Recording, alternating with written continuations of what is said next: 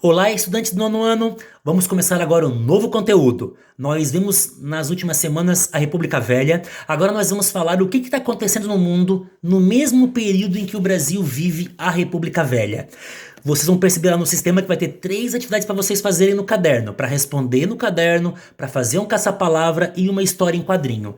Nós vamos trabalhar agora com a Primeira Guerra Mundial, pessoal. A Primeira Guerra Mundial, ela aconteceu entre 1914 a 1918. Para entender a Primeira Guerra Mundial, a gente tem que entender primeiro que desde 1850, com a Segunda Revolução Industrial, com as melhorias tecnológicas, vai se criar muitas rivalidades entre os países. Vamos lembrar que a Inglaterra era o país mais rico, mas agora surgiram outros países na Europa, como a Alemanha, França, Itália, que passam a concorrer com a Inglaterra. Então vai ter uma disputa de mercado consumidor, um nacionalismo, ou seja, eu sou melhor do que ele é melhor do que eu tenho mais poder, eu tenho uma cultura melhor. Vai se criando essa rivalidade entre os países, disputa por território, disputa por mercados consumidores para ter mais locais para vender os seus produtos. Isso vai gerar o quê? Rivalidades, pessoal. E vai se formar dois grupos, a Tríplice Entente, que é Rússia, Inglaterra e França, e a Tríplice Aliança, que é Alemanha, Itália e Império Austro-Húngaro. Até que depois da morte do arquiduque Fernando Saravejo, vai acontecer a Primeira Guerra Mundial, pessoal. Um ano depois, 1915, a Itália muda de lado, vai lutar ao lado da França, Inglaterra e Rússia. Até 1917, essa guerra ela vai ser muito equilibrada. Ela vai se definir quando entre os Estados Unidos em 1917, do lado da Inglaterra, França, e ao mesmo tempo na Rússia, ela se retira da guerra porque acontece a Revolução Comunista lá. Então você tem uma guerra muito equilibrada, de trincheiras, onde eles fazem valas, buracos ali, onde ficam com as metralhadoras atirando todo o tempo. A metralhadora naquela época era uma inovação. Os aviões na guerra também eram uma inovação que não era utilizado. Tanto é que o Santos Dumont chegou a se suicidar, porque ele era brasileiro, criou o avião, e quando ele viu o avião sendo usado na guerra, ele não aguentou e se matou porque não foi para isso que ele criou o avião, né? Então você tem a Primeira Guerra Mundial de 1914 a 1918, mas em 1914 e 1918 vai ter um equilíbrio muito grande entre a Tríplice Entente, França, Inglaterra e Rússia, e Tríplice Aliança, Alemanha, Império Austro-Húngaro e Itália. Temos que entender que a Itália em 1915 muda de lado, passa a lutar ao lado da França e da Inglaterra. 1917 entra os Estados Unidos, do lado da França e Inglaterra, e sai a Rússia, porque lá acontece a Revolução Comunista, tá, pessoal? Então é importante dizer que quem ganha a guerra é a França, Inglaterra e Estados Unidos. Eles vencem a guerra, a Alemanha perde território, perde as colônias, não pode mais se rearmar e tem que pagar uma dívida monstruosa, uma dívida enorme para os países que ganharam. O Império Austro-Húngaro, ele desmanchou em vários países, surgiu Hungria, Áustria, Romênia, Bulgária, vários países. O Império Turco Otomano também, que apoiou a Alemanha, também surgiu a Turquia e diminuiu o território, pessoal. A Itália saiu frustrada porque ajudou os ganhadores e não ganhou nenhuma compensação territorial. Então você tem no final da Primeira Guerra Mundial, os Estados Unidos saem como o país mais rico do mundo a partir de 1918. Tá, pessoal? É isso que vai acontecer. E a Alemanha... Império Austro-Húngaro, o Império Austro-Húngaro desmancha, a Alemanha entra numa crise e aí você tem os ganhadores. França, que recupera os territórios que a Alemanha tinha tirado dela um tempo atrás, a Inglaterra também ganha, eles ganham colônias, né, dos inimigos, mais mercados consumidores e tudo mais. Isso foi a Primeira Guerra. Pessoal, o segundo texto vocês vão ver o quê? De 1918 a 1939 vai acontecer o período entre guerras, ou seja... O que aconteceu depois da Primeira Guerra e antes de começar a Segunda Guerra?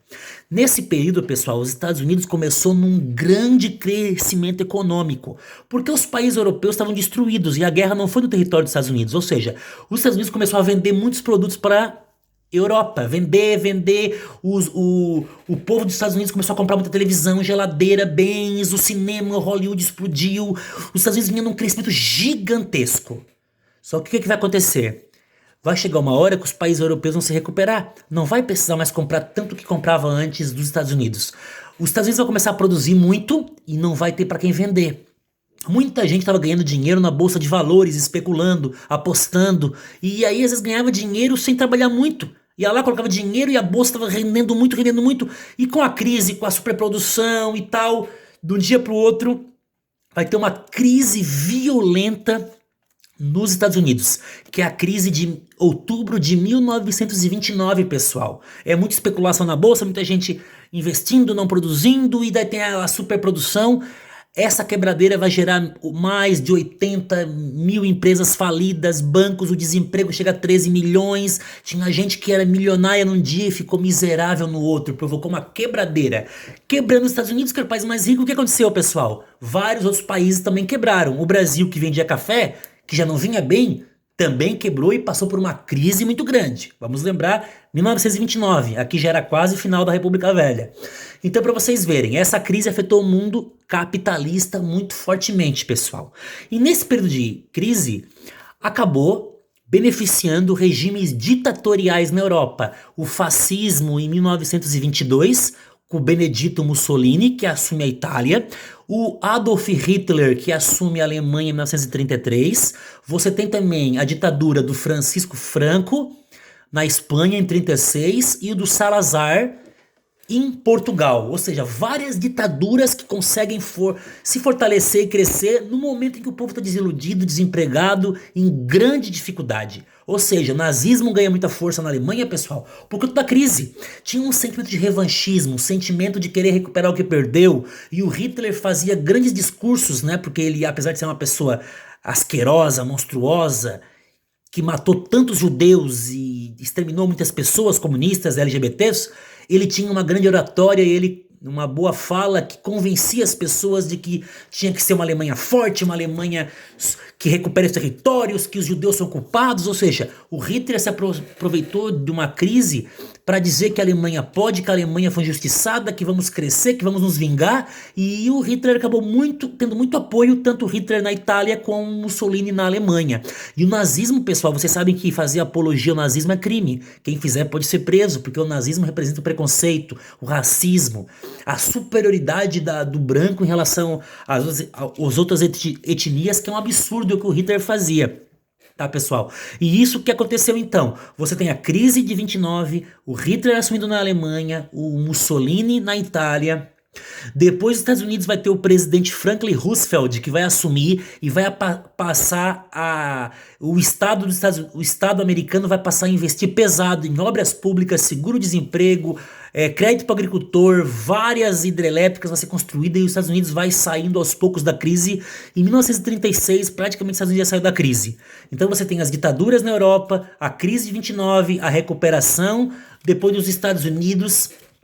É o que acontece nesse período aí entre guerras, até que começa, pessoal, a Segunda Guerra Mundial. O Hitler vai aumentando território, anexando a Áustria e indo e crescendo, até que ele invade a Polônia no dia 1º de setembro de 1939. Ali começa a Segunda Guerra Mundial, pessoal. A Segunda Guerra Mundial, que dura de 1939 a 1945.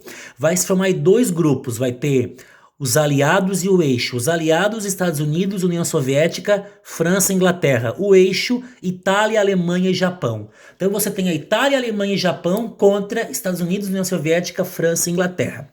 O que nós temos que entender, pessoal, é que antes de invadir a Polônia, o Hitler, ditador da Alemanha, fez um acordo com o Joseph Stalin, com Stalin. Por quê? Porque daí a Alemanha invadiria a Polônia no oeste e garantia o leste ali para o Stalin, para a União Soviética, e ele não iria interferir. Então eles fizeram um tratado que a Alemanha não invadiria a União Soviética, que a Alemanha não teria problema em invadir a Polônia. Então eles fizeram um acordo, Alemanha e União Soviética, e depois o Hitler vai desobedecer. Pessoal, de 1939 a 1941, o Hitler vai dominar quase a Europa inteira.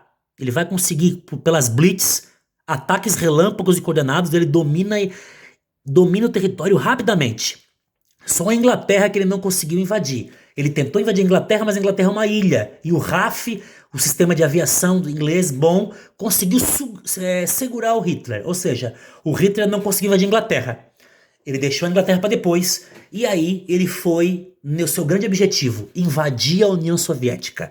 Então você tinha uma Inglaterra ali, sozinha lutando, todo mundo dominado pelo Hitler, e o Hitler indo invadir a Inglaterra. Enquanto isso, o Japão atacou em dezembro de 41 a base naval de Pearl Harbor dos Estados Unidos, lá no Havaí. E aí os Estados Unidos entram na guerra também, com muita raiva, né, e ódio dos inimigos, e foi para a guerra. E aí começou.